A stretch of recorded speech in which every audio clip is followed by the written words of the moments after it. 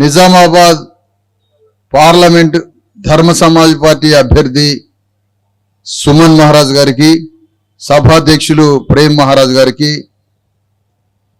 మరియు స్వామి గారికి, ఈ కార్యక్రమానికి వచ్చినటువంటి ధర్మ సమాజ్ పార్టీ నిజామాబాద్ పార్లమెంట్ నియోజకవర్గ పరిధిలో వచ్చిన పార్టీ కార్యకర్తలకు, పార్టీ అభిమానులకు, ఆర్మూరు పట్టణ ప్రజలకు, ఇక్కడికి వచ్చిన మీడియా వారికి అందరికీ నమస్తే. జై భీమ్, జై భారత రాజ్యాంగం.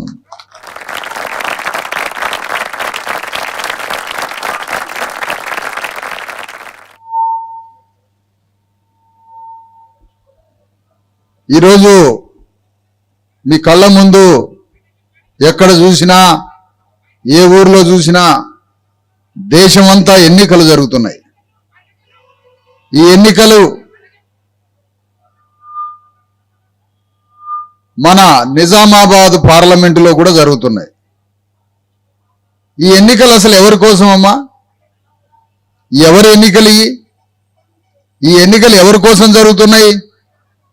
ఒక 70 ఏళ్ల క్రితం, 80 ఏళ్ల క్రితం పెద్ద పెద్ద భూస్వాములు ఉండేదమ్మా.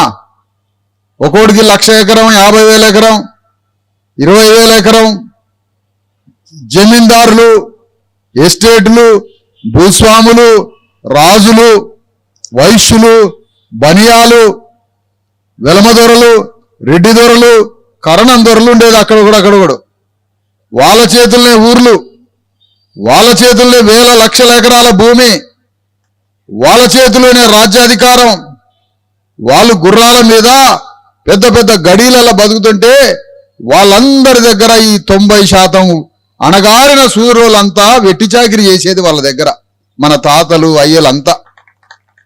మన తాతలకు అయ్యాల చదువు లేదు, మన తాతలకి భూమి లేదు, మన తాతలకి జ్ఞానం లేదు. అందరం వెట్టి చాకిరి చేసేది. సొక్కా కూడా వేసుకోకపోయేది ఆ రోజుల్లో, చెప్పులు కూడా వేసుకోకపోయేది. అదిగో అలాంటి సమయంలో భూమిని చీల్చుకుంటూ అంబేద్కర్ పుట్టాడు ఈ దేశంలో. అంబేద్కర్ పుట్టి, జ్యోతిరావు ఫూలే, అంబేద్కర్లు, మహారాజు, సాహు మహారాజులు పుట్టి మన పరిస్థితి అంతా చూసి కన్నీరు పెట్టుకొని ఈ రాజుల మీద, భూస్వాముల మీద యుద్ధాన్ని ప్రకటించి 1950లో భారత రాజ్యాంగం అనే పుస్తకం రాసి, ఇగో ఈ భూస్వాములని, ఈ రెడ్డి దొరలని, ఈ వెలమదొరలని, ఈ బ్రాహ్మణ బనియా రాజ్యాలని, ఈ క్షత్రియ రాజ్యాలని కూలదోసి మీరే రాజ్యాన్ని పరిపాలించండి, మీరే సింహాసనం మీద కూర్చోండి అని మనందరి చేతిలో ఓటనే గండ్రగొడ్డలు తీసుకొచ్చి పెట్టిండు అమ్మా అంబేద్కర్. ఈ ఓటనే గండ్రగొడ్డలితో యుద్ధం చేయి వెలమరాజుల మీద, రెడ్డి రాజుల మీద, బ్రాహ్మణ బనియా వైశ్య రాజుల మీద యుద్ధం చేసి వాళ్ళ చేతిలో ఉన్న అధికారాన్ని తీసుకుంటే వాళ్ళ భూములు మాయమైతాయి, వాళ్ళ అధికారం మాయమైంది, వాళ్ళ ఆధిపత్యం మాయమై మన చేతిలోకి అధికారం వస్తుందని చెప్పి మనందరి చేతిలో చదువుకునే హక్కును పెట్టిండ్రు, ఆడాడ ఉద్యోగాలు చేసుకునే హక్కు పెట్టిండ్రు, అందరి చేతిలో ఓటనే గండ్రగొడ్డలు పెట్టిండు. ఇగో మాదిగానికి ఓటు గండ్రగొడ్డలు చేతిలో పెట్టిండు. నీ ఓటేనా? 1,00,000 కోట్ల రూపాయలు ఉన్నటువంటి అంబానీ ఓటేనా? ఇద్దరి ఓటు ఒకే విలువ, ఇద్దరు సమాజంలో ఒకే విలువ అని చెప్పిండు అంబేద్కర్. 1,00,000 కోట్లుంటే అంబానీ ఆయన తీసిమార్కాను కాదు, చెప్పులు కుట్టే మాదిగా ఆయనకి ఓటిస్తే ఈయనేం తక్కువ కాదు, ఇద్దరు ఒకటే. మీ ఓట్లతో మీరు రాజ్యాన్ని తెచ్చుకోండి. అసలు ఈ అగ్రకులాలు అందరూ కలిసి, ఈ భూస్వాములు, జమీందారులు, ఎస్టేట్లు వీళ్ళందరూ కలిసి వీళ్ళే ఒక పార్టీ పెడతారు. మళ్ళా వీళ్ళే పార్టీ పెట్టి ఇగో ఈ 90% జనానికి 150 ఆశ చూపి బ్రాండీ కోట్ర సీసాలు ఇచ్చి మళ్ళా భూస్వామి రాజ్యాలని, ఆ జమీందారు ఎస్టేట్లని వాటిని కాపాడుకోవడానికి వాడు మన దాంట్లోకి ఎన్నికల్లోకి వస్తాడని అంబేద్కర్ హెచ్చరించిండు. అనుకున్నట్టుగానే ఆ జమీందారు భూస్వాముల నుంచి కాంగ్రెస్ పార్టీ పుట్టుకొని వచ్చింది. జమీందారు వెలమదొరల గడియల నుంచి టిఆర్ఎస్ పార్టీ పుట్టుకొని వచ్చింది. కమ్మదొరల నుంచి తెలుగుదేశం పార్టీ పుట్టుకొని వచ్చింది. బ్రాహ్మణ డాంగ్యా నుంచి కమ్యూనిస్టు పార్టీ పుట్టుకొని వచ్చింది. భారతీయ జనతా పార్టీ సనాతన ధర్మం, సనాతన ధర్మం అంటే నేను చెప్పిన 70 ఏళ్ల క్రితం నీకు చదువు లేదు, ఎస్సీ ఎస్టీ బీసీ సోదరులకి చదువు రావద్దట, బీసీ ఎస్సీ ఎస్టీల చేతుల భూములు ఉండొద్దట, బీసీ ఎస్సీ ఎస్టీల చేతుల రాజ్యం ఉండొద్దట, బీసీ ఎస్సీ ఎస్టీలకి జ్ఞానం ఉండొద్దట, సొక్క కూడా వేసుకోవద్దట, ఊరు బయట బతకాలట. ఇది సనాతన ధర్మం. ఆ సనాతన ధర్మం పుస్తకంలో నుంచి భారతీయ జనతా పార్టీ పుట్టుకొని వచ్చింది. వీటన్నింటినీ చూసి ఈ దొంగల్ని తరమడానికి, మన చేతిలో రాజ్యం రావడానికి భారత రాజ్యాంగ పుస్తకం నుంచి ధర్మ సమాజ్ పార్టీ పుట్టిందమ్మా. అంటే అంబేద్కర్ ఏ పని చేయమన్నాడో, అంబేద్కర్ ఏ పని చేస్తే మన కన్నీళ్ళు ఆగుతాయి, మన దుఃఖం ఆగిద్ది. ఎవరింటికి పోయినా, ఎవరిని మందలిచ్చినా, ఎవరిని పలకరించినా, ఏ మనిషిని కలిసినా దుఃఖము దుఃఖము దుఃఖము, కన్నీళ్లు, బాధలు. ఆరోగ్యాలు బాగలేక, అప్పుల పాలై, పెళ్లిళ్ళు చేయలేక, భూమి లేక, తిండి లేక, కొట్లాటలై మొత్తం కుటుంబాలన్నీ విచ్ఛిన్నమైపోయి ధ్వంసమైపోయినాయి. ఏనాడన్నా ఆలోచించిర్రమ్మా, నా కుటుంబంలో ఆరోగ్యం బాగాలేక నా బిడ్డ ఎందుకు చనిపోయింది, నా తండ్రి ఎందుకు చనిపోయాడు, నా మామ ఎందుకు చనిపోయాడు, నా పెద్దమ్మ పెద్దనాళ్ళు నా చుట్టాలు ఆరోగ్యం బాగలేక ఎందుకు చనిపోయారు?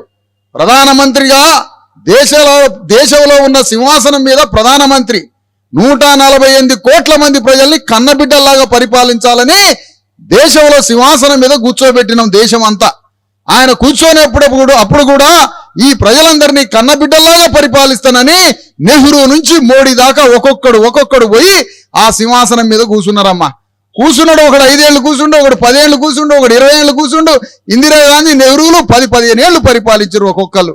నేను అడుగుతున్న తల్లి, మరి ఆడ కూర్చున్నాక 100 కోట్ల మంది ఆరోగ్యం బాగలేక ఎందుకు చచ్చిపోరు? 100 కోట్ల మందికి చదువు లేక పిచ్చోళ్ళ రోడ్ల మీద ఆ పని ఈ పని ఎందుకు చేస్తుండ్రు? 100 కోట్ల మందికి ఆరోగ్యం లేక, చదువు లేక, తిండి లేక ఎందుకు ఇంత దరిద్రం పట్టుకొని చచ్చిపోతుండ్రు? కడుపులో తిండి లేక 1 లక్ష రూపాయల 50,000 అప్పు చేసి దుబాయ్ పోయి జంతువులాగా బతుకుతూ రోజుకి ఇంత సంపాదించి తల్లిదండ్రుల్ని, భార్య పిల్లల్ని బతికించుకోవడానికి దేశాలు ఇడిచిపెట్టిపోతారు.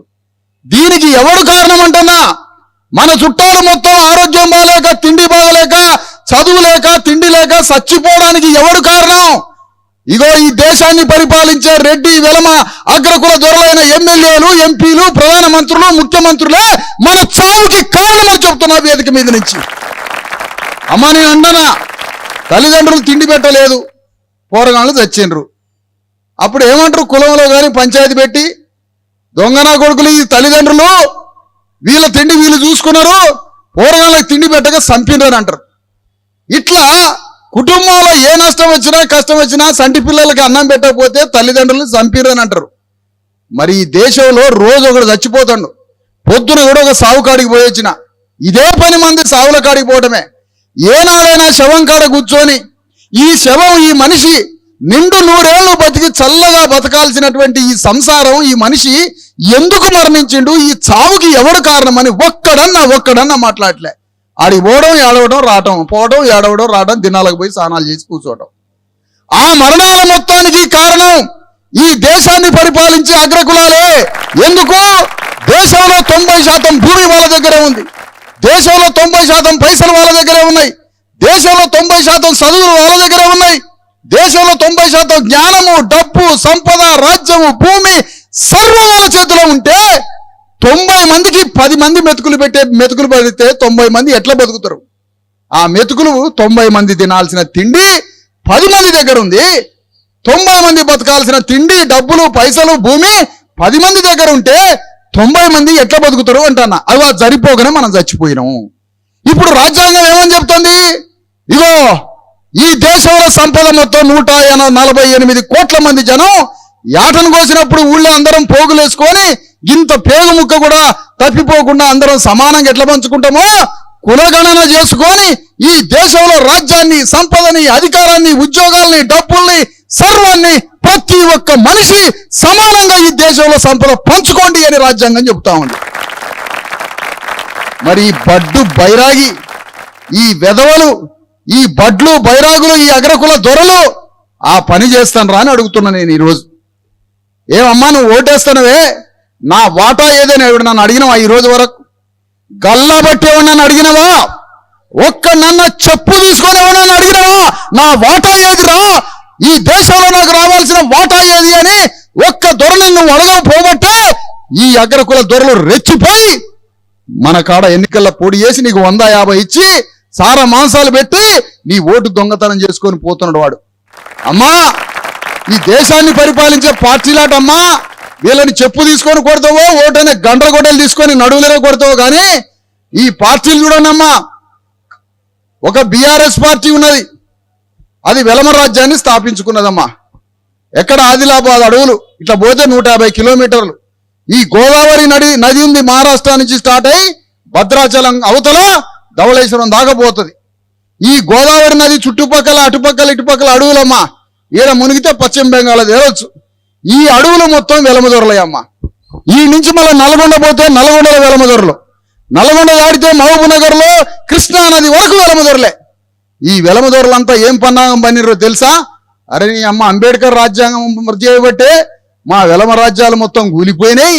రాజ్యాంగం రాయకముందు లక్షల ఎకరాల భూములుండే మాకు.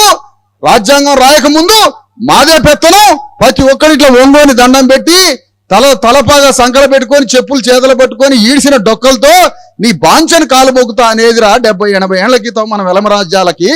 కానీ అంబేద్కర్ రాజ్యాంగం వచ్చినాక జనమందరికీ తెలివి మీరి ఓటక్కొచ్చి మన వెలమ రాజ్యాలకే ముప్పు వచ్చిందిరా అని ఈ వెలమ రాజులంతా కలిసి తెలంగాణ వాదం అని ఒకటి అడ్డం పెట్టుకొని మళ్ళా వెలమూలు రాజ్యానికి వచ్చిర్రమ్మా. వచ్చి ఏం చేసిండు కేసీఆర్? ఈ మాట ఎవరన్నా చెప్తారా? చూడండి ఏం చేసిండు కేసీఆర్. అరే మన వెలమ రాజ్యాలని వేల లక్షల ఎకరాల భూములు కలిగిన మన వెలమ జమీందారి రాజకోటల్ని అంతఃపురాల్ని గడియల్ని కూల్చింది రాజ్యాంగమేరా, దీన్ని తీసి పారేయాలి అనుకున్నాడు కేసీఆర్. అనుకొని ఒకరోజు ప్రెస్ మీట్ పెట్టి భారత రాజ్యాంగాన్ని తీసి పారేస్తా అని చెప్పిండు కేసీఆర్. చెప్పిండా లేదా? అదిగో భారత రాజ్యాంగాన్ని తీసి పారేస్తా అంటే ఆయన్ని తీసి పారేసి బొందలు వేసిరు మొన్న ఎన్నికలల్లా. అంతవరకు బాగానే ఉంది. ఇంకో రెండునమ్మా, ఇక్కడ బీజేపీ పార్టీ నుంచి పోటీ చేస్తాడు ఆయన ప్రెస్ మీట్ పెడితే ఏదో స్క్రూ డ్రైవర్ పెట్టి ఉన్న పొడిచినట్టే చూస్తుంటాడు ఆ సైకో లాగా. ఇక్కడ ఎంపీ అట, ఆ ఎంపీ మాట్లాడుతుంటే ఆ ప్రెస్ లో మాట్లాడుతుంటే ఎవడన్నా చూస్తే ఏమైనా బొడ్లు ఏమైనా స్క్రూ డ్రైవర్ పెట్టుకొని ఎవడు కనుగంతలలో పొడతాడా అన్నట్టు ఉంటుంది ఆ మాటలు. ఈ సైకో మాటలు ఎట్లున్నాయంటే భారత రాజ్యాంగాన్ని తీసి పారేస్తాం, మార్చి పారేస్తాం అంటాడు. భారత రాజ్యాంగాన్ని మార్చి పారేస్తామంటే ఎన్ని గుండెలరా నీకు? రాజ్యాంగాన్ని మారుస్తానంటే రాజ్యాంగాన్ని మారుస్తానని మార్చిపారండి ఇక్కడి నుంచి, నిజామాబాద్ ఎంపీ నుంచి. రాజ్యాంగాన్ని మారుస్తావా? వెనుకబడిన తరగతుల కోటా కింద నీ తండ్రి వెనుకబడ్డాడని ఎమ్మెల్యే అయిండు, నీ తండ్రి వెనుకబడ్డ వర్గానికి సంబంధించినోడని 93-94లో మంత్రి అయిండు, నీ తండ్రి వెనుకబడ్డ కులమని భారత రాజ్యాంగం చెప్పబట్టి నీకు బీసీ సర్టిఫికెట్ వచ్చింది. నువ్వు బీసీ అని ఇక్కడ పార్లమెంటు సభ్యుడు అయినావు. నీకు రాజ్యాంగం వల్ల ఓటు హక్కు వచ్చింది, రాజ్యాంగం వల్ల నీకు మానవ హక్కులు వస్తే అన్నం పెట్టిన కన్న తల్లికే సున్నం పెట్టాలనుకుంటున్నావు కదా. ఎంత ద్రోహివి నువ్వు రాజ్యాంగం మారుస్తావు అంటే బీఆర్ఎస్ పార్టీ రాజ్యాంగం మారుస్తుంది. ఒక మూర్ఖుడైన బీసీ కులంలో పుట్టిన జ్ఞానం లేక ఒక సైకోలాగా రాజ్యాంగాన్ని మారుస్తానని బీజేపీ పార్టీ అరవింద్ కూడా ఆ మాట చెప్తాడు. ఇక జీవన్ రెడ్డి కాంగ్రెస్ పార్టీ, ఈయన ఆల్రెడీ రాజ్యాంగాన్ని మార్చేసిండు. ఎట్లనో చెప్పనా, నిజామాబాద్ లో 93-94% బీసీ ఎస్సీ ఎస్టీ ముస్లిం మైనారిటీల ఓట్లుంటే 2% లేని రెడ్డి అయినా ఎంపీ సీటు ఎట్లా తీసుకున్నాడు అంటే నువ్వు ఆల్రెడీ రిజర్వేషన్ దొబ్బేసినావు, దొంగతనం చేసి నువ్వు రాజ్యాంగం మార్చినావు ఆల్రెడీ. అయిపోయా రాజ్యాంగాన్ని. రేవంత్ రెడ్డి బీజేపీతో ఏమంటాడు? బీజేపీ రేపు అధికారంలోకి వస్తే రాజ్యాంగం మారుతుంది, రిజర్వేషన్లు మారుతాయంటాడు రేవంత్ రెడ్డి. నేనంటున్నా, నువ్వు బీజేపీ వచ్చినాక ఏమి రాజ్యాంగం మారిద్దో, ఏ రిజర్వేషన్లు మారుతాయో దేవుడు అడుగు. నువ్వు మాత్రం ఆల్రెడీ 8 పార్లమెంటు స్థానాలు 93% ఉన్న బీసీ ఎస్సీ ఎస్టీలకి దక్కాల్సిన 8 పార్లమెంటు స్థానాలు తీసుకుపోయి రెడ్లకు ఇచ్చినావు. నువ్వు ఆల్రెడీ రాజ్యాంగాన్ని మార్చి పారేసినావు. ఆల్రెడీ నువ్వు మొత్తం మా సీట్లను తీసుకుపోయి రిజర్వేషన్ తీసి పారేసినావు. ఇప్పుడు నువ్వు ఎవడు రాజ్యాంగానికి అనుకూలం? రేవంత్ రెడ్డి రాజ్యాంగానికి అనుకూలమా, ఈ స్క్రూ డ్రైవర్ రాజ్యాంగానికి వ్యతిరేకమా అనుకూలమా, లేదంటే ఈ పోటీ చేసిన జీవన్ రెడ్డా, ఎవడు అనుకూలం ఎవడు? 10 సంవత్సరాలు రాజ్యాంగాన్ని గుండెల మీద పెట్టుకొని భారత రాజ్యాంగం తరఫున దేశంలోనే మొట్టసారిగా పుస్తకాన్ని పట్టుకొని 10,000-5,000 కిలోమీటర్ల కాలినడకను నడిచి ఈ రాజ్యాంగాన్ని బతికిస్తామని చెప్పింది మేము.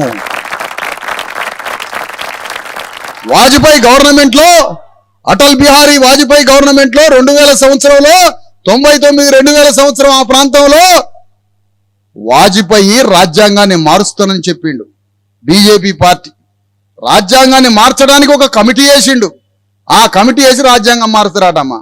అమ్మ ఒక నవ్వుముఖం పెట్టండి అమ్మా, ఈ రాజ్యాంగం అనే పదాలేమో మనకు అర్థం కాదా? రాజ్యాంగం అంటే ఏం లేదమ్మా, నీ పోరగాళ్ళకి చదువు లేకుండా చేస్తారట. ఇప్పుడు అర్థమైందా? రాజ్యాంగం మారవడం అంటే అది. నీకు ఓటు హక్కు లేకుండా చేస్తారట, రాజ్యాంగం అంటే అది. నీ పోరగాళ్ళకి ఉద్యోగం లేకుండా చేస్తారట, రాజ్యాంగం తీసేయడం అంటే అది.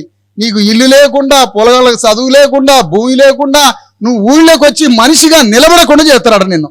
ఇది రాజ్యాంగం తీసేయడం అంటే. అంటే 70 ఏళ్ల క్రితం దొరలు ఎట్లా బతికిర్రు గడిలల్లా, వాళ్ళ ముందు మన తాతలు ఎట్లా బతికిర్రో అట్లా బతికిస్తారట మనల్ని ఈ రాజ్యాంగం తీసి పారేసి. అట్లా రాజ్యాంగం తీస్తానని వాజ్పేయి అంటే, కాన్షీరామ్ అనే ఒకే ఒక్కడు దేశంలో, కాన్షీరామ్ అనేడు ఒకే ఒక్కడు. ఏ పార్టీ వ్యతిరేకించలే వాజ్పేయిని. కాంగ్రెస్ ఆ రోజు పార్లమెంట్ లో సభ్యులు ఉన్నారు 150-200 దాకా, ఒక్కడు వ్యతిరేకించలే వాజ్పేయి ప్రభుత్వాన్ని. ఒక్క కమ్యూనిస్ట్ పార్టీ వ్యతిరేకించలే, ఒక బీజేపీ ఒక్క పార్టీ ఈ రాజ్యాంగాన్ని మారుస్తామంటే ఏ పార్టీ వ్యతిరేకించలే. అప్పుడు ఒక్కడే ఒక్కడు కాన్షీరామ్ 20 లక్షల మందిని పోగు చేసిండు. ఢిల్లీలో నడిబొడ్డున మీటింగ్ పెట్టి ఎర్రకోట బద్దలేడట్టు, ఎవర్రా ఈ రాజ్యాంగాన్ని మార్చేది? ఈ దేశంలో మా రక్తంతో రాసుకున్న రాజ్యాంగం, వేల సంవత్సరాల తర్వాత బీసీ ఎస్సీ ఎస్టీల సంఖ్యలని బద్దలు కొట్టుకున్న రాజ్యాంగం, ఈ రాజ్యాంగాన్ని ఎవడరా మార్చేది? రాజ్యాంగం మారిస్తే భారతదేశాన్ని తలకిందులు చేసి పారేస్తానని డాగేయబట్టి, బెదిరియబట్టి అప్పుడు వాజ్పేయి ప్రభుత్వం ఆ కమిటీని వెనక్కి తీసుకున్నదని తెలియజేస్తున్నా. అదిగో అలాంటి మీటింగ్ జరిగినప్పుడు ఢిల్లీలో, ఆ మీటింగ్ లో తెలంగాణ నుంచి 2000 మంది యువకులను తీసుకొని పోయిన రైళ్లలో నేను ఢిల్లీ. అది పోరాటం ఢిల్లీలో. మండల్ కమిషన్ అమలు కావద్దని ఈ దేశంలో అగ్రకులాలంతా తిరుగుతున్నారు. అగ్రకులాలతో పాటు ఈ పిచ్చోళ్ళు అరవింద్ లాంటి వాడు కూడా మండల్ కమిషన్ వద్దని తిరుగుతున్నాడు. ఏ మండల్ కమిషన్ అయితే బీసీలను మంచిగా చదువులలో మీకు ఉద్యోగాలు కావాలా, రిజర్వేషన్లు కావాలా, ఎస్సీ ఎస్టీలకు ఎట్లయితే రిజర్వేషన్లు ఉన్నాయో బీసీలకు కావాలని మండల కమిషన్ వేస్తే దానికి వ్యతిరేకంగా రేవంత్ రెడ్డి తిరిగిండు. మండల కమిషన్ కి వ్యతిరేకంగా, దానికి వ్యతిరేకంగా కిషన్ రెడ్డి తిరిగిండు, బీజేపీ పార్టీ అధ్యక్షుడు. బీసీలకు రిజర్వేషన్లు రావద్దని కిషన్ రెడ్డి తిరిగిండు, బీసీలకు రిజర్వేషన్లు రావద్దని ఏబీవీపీలో ఉన్న రేవంత్ రెడ్డి తిరిగిండు, బీసీలకు రిజర్వేషన్లు రావద్దని కేసీఆర్, హరీష్ వాళ్ళ కొడుకు బిడ్డ మొత్తం బీసీలకు రిజర్వేషన్ రావద్దని మండల కమిషన్ కి వ్యతిరేకంగా 92-93లో వీళ్ళు మొత్తం మండల కమిషన్ వ్యతిరేకంగా పోరాడుతుంటే 18 సంవత్సరాలు లేని విశారదను వేలాది మందితో రోడ్డు మీదకి వచ్చి పోరాటం చేసిండు హైదరాబాద్ లో. నేను పార్టీకి రాష్ట్ర అధ్యక్షుడిని, మీరు ముగ్గురు పార్టీకి రాష్ట్ర అధ్యక్షులు. మీ పార్టీకి మీరు రాష్ట్ర అధ్యక్షులు మండల కమిషన్ కి వ్యతిరేకంగా ఉన్నారు, నా పార్టీకి నేను రాష్ట్ర అధ్యక్షుని.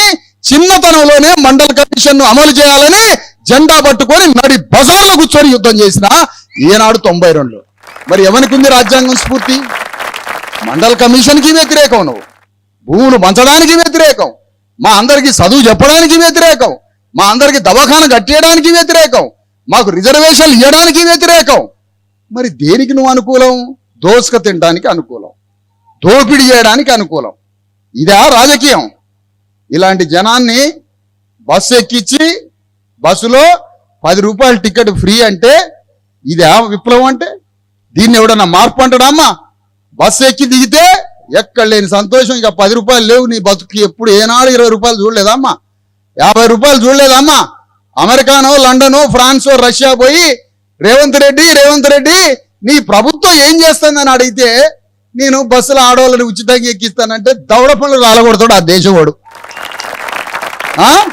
బస్సు ఎక్కిస్తావు, ఇదే ఆ రాజ్యం అంటే. పావు కిలో మటన్ 200 రూపాయలు, 200 రూపాయల కరెంటు బిల్లు తగ్గిస్తావు, 400 రూపాయల హాఫ్ కిలో ఏట మాంసం గ్యాస్ సిలిండర్ రేటు తగ్గిస్తావు. ఇదా?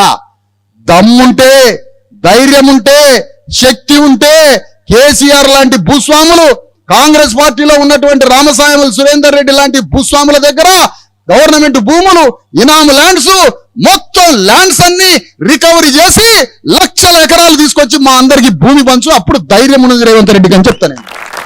ధైర్యం ఉన్నది నీకు, దమ్మున్నది నీకు అని చెప్తా. నేనే చెప్తా నీకు, నువ్వు భూమిని పంచు మా అందరికి. మనిషికి ఎకరం పంచు, అరెకరం పంచి దాంట్లో వాటర్ సోర్స్, అరెకరంతో బతుకుతాం మేము. బస్సు ఎక్కిస్తావు, బస్సు ఎందుకు? బస్సే ఇచ్చాయి మాకు, మేము బస్సు నడుపుకుంటాం. ఆ బస్సు వేసుకొని ఇంటికి పోండి అమ్మా, మొత్తం కండక్టర్ పేరిచ్చి. ఆ బస్సు నడుపుకోండి మీరు. బస్సు వద్దు పోని విమానం ఎక్కిస్తే ఎవడన్నా సరే అంటాడు. బస్సు ఎక్కిస్తావు, బస్సు వద్దమ్మా, మనం కోరుకునేది భూమిని కోరుకోవాలా. కేంద్ర పార్లమెంటులో అక్కడ ఒక చట్టం ఉంటుందమ్మా. ఇందిరాగాంధీ అని దేశాన్ని పరిపాలించింది, ఈయన్నే పార్లమెంటు సభ్యురాలైంది మెదక్లో. ఆ నుంచి ప్రధానమంత్రి అయింది. ఏ తాతని మన అయ్యని బాగు చేసిందమ్మా? ఎవరిని బాగు చేసింది?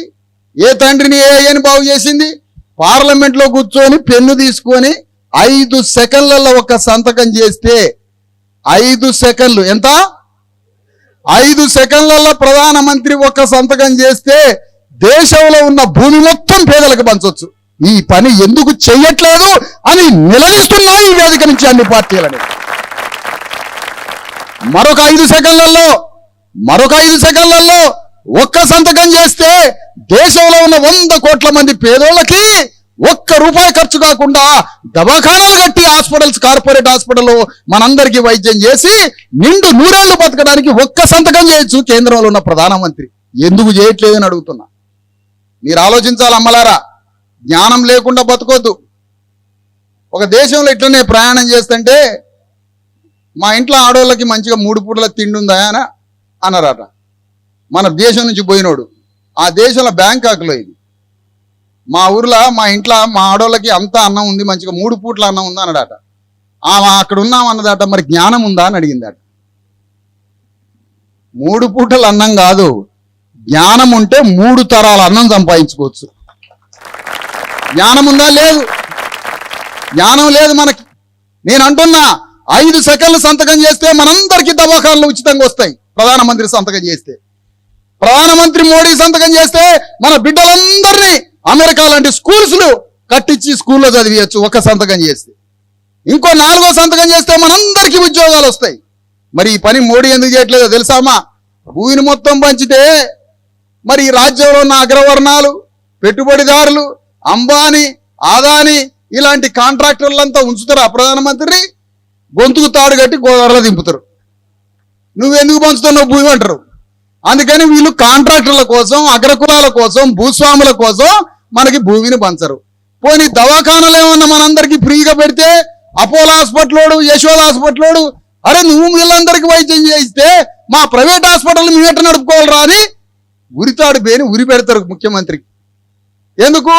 Yashoda hospital, Apollo hospital, Yashoda hospital ఏమో కేసీఆర్కి ఇస్తాడట సందాలు, అపోలో హాస్పిటల్ రెడ్డి గారేమో రేవంత్ రెడ్డికి సందాలు ఇస్తాడట. ఈ 2 హాస్పిటల్కి లక్ష కోట్ల రూపాయలు గవర్నమెంట్ వచ్చాక చెక్కులు ఇస్తారు వీళ్ళు, ప్రభుత్వ గవర్నమెంట్ ప్రైవేట్ హాస్పిటల్కి.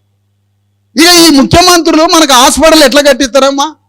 పోనీ మనందరికీ ఉచితంగా ప్రైవేట్గా విద్య చెప్పించి మనకి కార్పొరేట్ స్థాయి విద్య చెప్పిస్తారా? ప్రైవేట్ స్కూల్స్ కోట్ల రూపాయలు, లక్షల కోట్ల రూపాయల ప్రైవేట్ స్కూల్స్ చూడు తాడు వేని ముఖ్యమంత్రికి ఉరి పెడతాడు. ఎందుకంటే వాడే సందాలు ఇస్తాడు కాబట్టి. ఇంత మతలబు ఉన్నది కదమ్మా ఇందులో. అదే పేదవాళ్ళమైన మనం రాజ్యానికి వస్తే, పేదవాళ్ళమైన మనం సింహాసనం మీద కూర్చుంటే భూమి తలకిందులయ్యే విప్లవాన్ని తీసుకొస్తాం.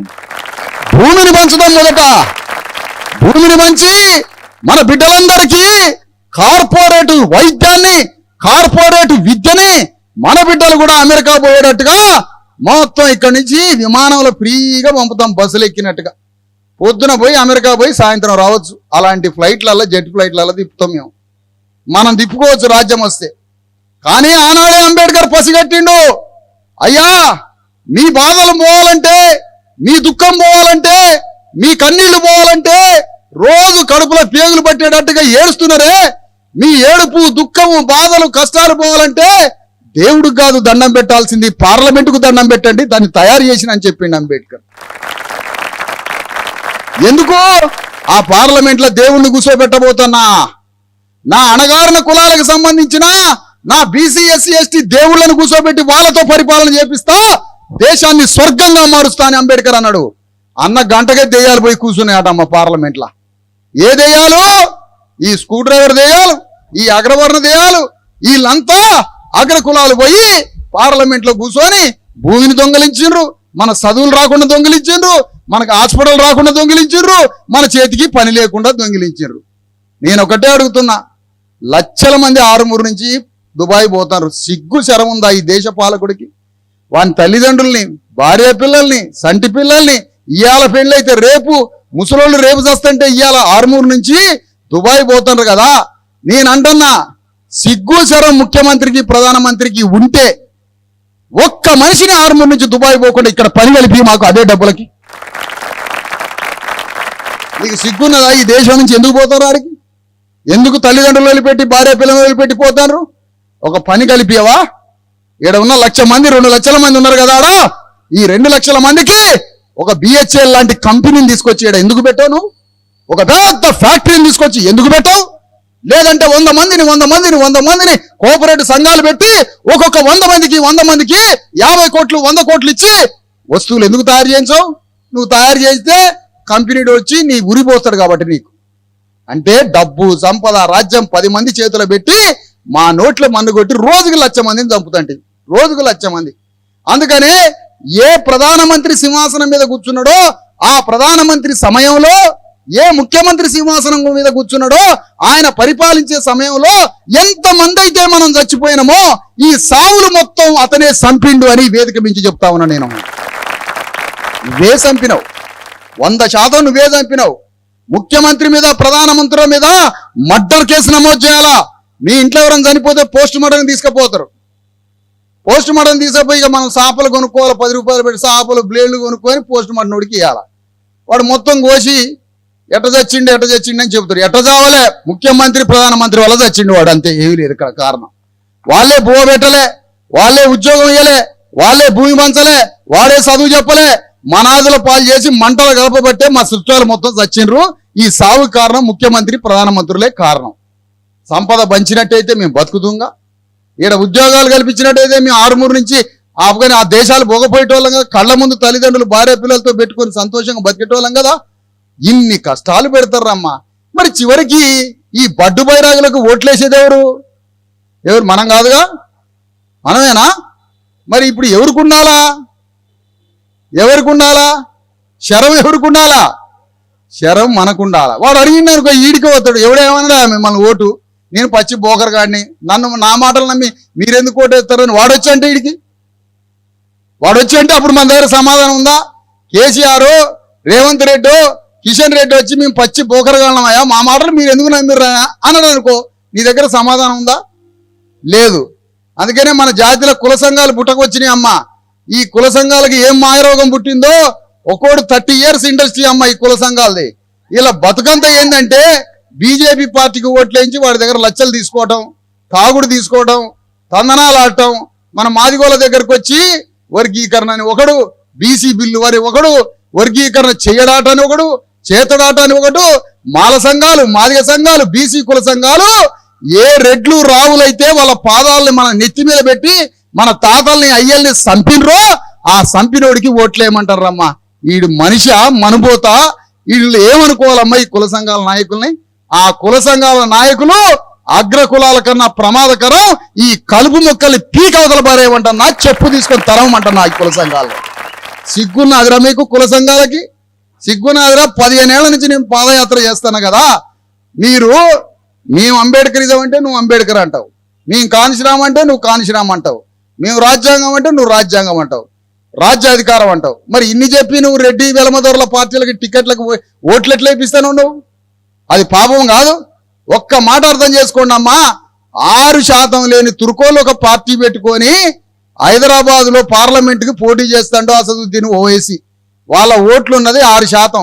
6% ఉన్నోడేమో పార్టీ పెట్టుకున్నాడు, 60% ఉన్న బీసీలేమో అడక తింటారటమ్మా అగ్ర కులాల దగ్గర. అయ్యా మాకు సీట్ ఇవ్వండి అయ్యా, అదేదో పూరి జగన్నాథ్ గారి సినిమాలో బిచ్చ పడుకుంటారు చూడు, బిచ్చగాళ్ళంతా బాబా అని. ఇక అది అది బీసీలది మాదిగోళ్ళ పరిస్థితి. ఈ మాదిగోళ్ళకి బీసీలకి వీళ్ళంతా కలిసి ఈ బాబు అని వీళ్ళంతా పోయి అడుగుతారట. ఎవరినిరా మేము అడిగేది? తురుకోలం 6% ఉన్నాం, హైదరాబాద్ మాదే, మా తురుకోలం మీదే పార్టీ పెట్టుకొని మేమే పార్లమెంట్ లో పోయి మా తురుకోలని మేము రక్షించుకుంటామని ఆయనకి సిగ్గున్నది, ఆత్మగౌరవం ఉంది కాబట్టి పార్టీ పెట్టుకొని వాడే పార్లమెంట్ లోకి పోతాడు. 60% ఉన్న బీసీలు బాబే, 10% ఉన్న బాబు మాదిగలు బాబే. ఈ బిచ్చగాళ్ళకి సిగ్గు లేదు, శరవు లేదు. 30 ఏళ్ల నుంచి ఇదే బతుకు. గౌరవంగా బతకాల, సిగ్గు శరంతో బతకాల. మానవ పుట్టుకంటేనే ఆత్మగౌరవంతో బతకటం. ఆకలి కన్నా ఆత్మగౌరవంతో బతకడం మనిషి పుట్టుకకు అర్థం. అట్లా బతకకుండా ఈ కుల సంఘాలు పెట్టుకొని పార్టీల దగ్గరికి పోయి ఆ పార్టీలకి ఓట్లు వేయించే బోకరగాళ్ళు తయారైనరమ్మా మన కులాలల్లా. ఈ బోకరగాళ్ళని ఎప్పుడైతే మనం ఎల్లగొడతామో ఈ జాతులు అప్పుడు బాగుపడతాయి. అంబేద్కర్ సిద్ధాంతం అంటే పండగలు, ఫంక్షన్లు, సెలబ్రేషన్స్, విగ్రహాలు మేము ఆడ చేసినాం ఏడ చేసినాం కాదు. అంబేద్కర్ అంటే బలహీనులందరినీ పోగు చేసి బలవంతుని సమాధి చేయడమే అంబేద్కర్ సిద్ధాంతం. పీడితులందరినీ పోగు చేసి పీడకుని సమాధి చేయడం, సాంస్కృతికంగా సమాజాన్ని మార్చడం, స్వేచ్ఛ, సౌభ్రాతృత్వ, సోదరభావాన్ని నిర్మించడం, సమానత్వాన్ని నిర్మించడం. అందుకనే ధర్మ సమాజ్ పార్టీ అంబేద్కర్ కలలు కన్నట్టుగా ఇగో పార్లమెంటులో దెయ్యాలను ఎల్లగొట్టమన్నాడు అంబేద్కర్, దేవుళ్ళను ప్రతిష్ఠించమన్నాడు. అందుకనే ఇగో నిజామాబాద్ పార్లమెంటు నుంచి సుమన్ అనే దేవుణ్ణి పార్లమెంట్లో కూర్చోబెట్టడానికి ఈ ఎన్నికల రణరంగంలో దింపినాం. మొన్న మోడీ అంటాడమ్మా, వామ్మో కాంగ్రెస్ పార్టీ అధికారంలోకి వస్తే మీ తాలి పుస్తలు గుంజుకుంటారు తురుకోళ్ళు వచ్చి, మీ భూమి గుంజుకుంటారు తురుకోళ్ళు వచ్చి, మీ ఇళ్ళు గుంజుకుంటారు, మీ మంచాలు బొచ్చెలు బువ్వ గిన్నె లూటీ చేస్తారని అంటాడు. మోడీని ఒక మాట అడుగుతున్నా, 2000 సంవత్సరాల నుంచి ఊళ్ళో దొరలు మమ్మల్ని బీక తినలే, చెప్పు తీసుకొని మా అయ్యల్ని కొట్టలే, మా భూముల్ని లాక్కోలే, మా తిండిని లాక్కోలే, మా రక్తం తాగలే. ఇది కనపడలేదా మోడీకి? ఇది కనపడలేదా? 2000 సంవత్సరాల నుంచి మా రక్తం తాగుతున్నారే 10% అగ్రకులాలు, మరి మోడీకి ఇది కనపడలేదా? కాంగ్రెస్ అధికారంలోకి వస్తే తురుకోళ్ళు తాలిపుస్తలు గుంజకపోతారని చెప్తున్నావే, వస్తే గుంజకపోతారన్నవే. మరి 2000 సంవత్సరాల నుంచి 10-15% లేని దొరలు అగ్రకులాలు మమ్మల్ని ఏం చేసిండ్రు? ఇది కనపడలేదా మీకు? ఏం మాటలు చెప్తాను? ఒక పక్కన ఆయన, ఓ పక్కన రేవంత్ రెడ్డి, నా ముఖ్యమంత్రి కాగానే కోమటిరెడ్డి వెంకటరెడ్డికి ఇస్తా. మరి మేమేం కావాలి? మరి మేమెప్పుడు ఇంకా మా చెయ్యి నీ చేతిలోనేనా అన్నట్టుంది బొమ్మరిల్లా. ఎంతకాలం నాయన మా చెయ్యి నీ చేతిలా? ఇప్పుడన్నా వదిలిపెట్టు, మా రాజ్యాన్ని మేము తెచ్చుకుంటాం. వదిలేయి. నీ 4% రేట్లతోటి మీటింగ్ పెట్టదు రెడ్డి దొరసాలతోటి. నీ 4% లేరు కదా నీకు, నువ్వు 4% ఉన్నావు. నీ 4% జనంతో మీటింగ్ పెట్టు. మీటింగ్ ఒక్కడిదన్నా అయిద్దా? ఒక్కడి మీటింగ్ అన్న సక్సెస్ అయిద్దా? గొడ్లను తోలకపోయినట్టుగా ఎస్సీ ఎస్టీ బీసీలకి పులిహోర పొట్లాలు 150 ఇచ్చి కాలిపోయే ఎండలలో మీటింగ్ పెట్టారు. మొన్నట ఒక మీటింగ్ జరిగిందటయా, ఇది నిజం, జోక్ కాదు ఇది. మొన్న ఒక మీటింగ్ జరిగిందట, కాంగ్రెస్ ఓడి మీటింగు, దాని ఎమ్మటే బీఆర్ఎస్ ఓడి మీటింగ్ అట. జనం అంతే ఉన్నారట. వేదిక ఒకటే పోయి ఇంకో వేదిక వచ్చిరాట. ఆ కిరాయికి వచ్చిన మనుషులు సార్ వీళ్ళు ఇంతే కూర్చుంటారు అంటాడు వాడు. ఆ మీటింగ్కి వీడే, ఈ మీటింగ్ వీడే, మన సాయంత్రం కూడా వీళ్ళే సార్ ఇక్కడనే. ఒక్క వేదిక మీదనే మారిద్దట. ఇది ఇలా బతుకు, ఇలా బైరాగి బతుకు. మీ దొరసాని వచ్చి మీటింగ్లో కూర్చోదు. ఇంకా మేమే ఎండల పడి లారీలలో పోయి ఎక్కాలా. మేమే పోయి ఆ గొడ్లని మేకలను ఆదివారం తీసుకుపోయి కోళ్ళని తీసుకుపోయి బలిచ్చినట్టుగా ఇగో మా జనాన్ని రోజు బహిరంగ సభలకు బలిస్తారు. మరి మాకు రాజ్యం ఇయ్యవైతివి, భూమి ఇయ్యవైతివి, చదువు ఇయ్యవైతివి, వైద్యం ఇయ్యవైతివి, మరి మాతో ఏం పనిరా నీకు మీటింగ్కి? మా దగ్గరికి ఎందుకు వస్తున్నారా సిగ్గులేనోడా? మా జనాన్ని మీటింగ్లకు ఎందుకు పట్టకపోతారు? నువ్వు రాజ్యం మంచి, భూమిని పంచు, వైద్యమి అన్ని ఫారెన్లో మిగతా దేశాల్లో ఈ 5 డిస్ట్రిబ్యూట్ ఏనాడో అయిపోయినాయి అమ్మా, ఏనాడో అయిపోయినాయి 5. మనకి ఏమీ లేదు, ఇలాంటి ఆలోచనలు లేవు. అందుకనే ఈ రేవంత్ రెడ్డి రాజ్యాంగానికి వ్యతిరేకం. 8 పార్లమెంటు స్థానాలు ఇక్కడ.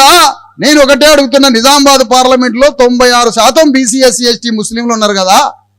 3% లేని రెడ్లకి, జీవన్ రెడ్డికి నువ్వు పార్లమెంట్ టికెట్ ఇచ్చినావు కదా. అంటే నువ్వు ఆల్రెడీ మాకు ఇక్కడ రావాల్సిన రిజర్వేషన్ దొప్పుకొని పోయినావు కదా. అంటే మాకు రావాల్సిన రిజర్వేషన్ తీసేసినావు కదా. రాజ్యాంగం మారుస్తాడు బీజేపీ కూడా వచ్చి రాజ్యాంగం మార్చి రిజర్వేషన్ తీసేస్తాడు అన్నావు. నువ్వు ఆల్రెడీ తీసేసినావుగా జీవన్ రెడ్డికి ఇచ్చి. 96% ఉన్నటువంటి మాకు రావాల్సిన టికెట్ నువ్వు ఆయనకి ఎట్లా ఇస్తావా? అంటే ఒక్క 4 రోజులు కూడా ఖాళీగా ఉండడు అనమాట. ఆడ ఎమ్మెల్యే కావాలా, ఆడ ఎమ్మెల్యే ఓడిపోతే వీడికి రావాల్సిందేనా? మరి మీరు 2000 సంవత్సరాలు అన్నిటికీ దూరంగా ఉండాలా? మీరు మాత్రం 4 రోజులు ఓపిక పట్టరా రాజ్యానికి? అట్లా 8 పార్లమెంట్లమ్మా. తెలంగాణ పునర్నిర్మాణం అని ఒక ఆయన వెలమాయన బయలుదేరిండు. ఊరిని అమ్మ తెలంగాణ పునర్నిర్మాణం అంటే మనందరికీ బువ్వ దొరికిద్దేమో, తిండి దొరికిద్దేమో, అన్ని దొరుకుతాయేమో అని మనం అనుకున్నాం. అది కాదట. కేసీఆర్ లోపల ఇంట్లో ఒకటి చెప్పిండారా, అరే తెలంగాణ పునర్నిర్మాణం అంటే ఆ పిచ్చోళ్ళంతా మనకి రేషన్ కార్డులు వస్తాయి, మనందరికి ఉద్యోగాలు వస్తాయని అనుకుంటారా? తెలంగాణ పునర్నిర్మాణం అంటే పాతకాలం రోజుల్లో మనకి వెలమూలకి రాజ్యాలుండే అవి తీసుకురావడమేరా పునర్నిర్మాణం అన్నాడట. అది అసలు సంగతి. ఈ సంగతి తెలుసుకున్న రేవంత్ రెడ్డి తెలంగాణ పునర్నిర్మాణం అని పాపం ఈయన బయలుదేరిండు.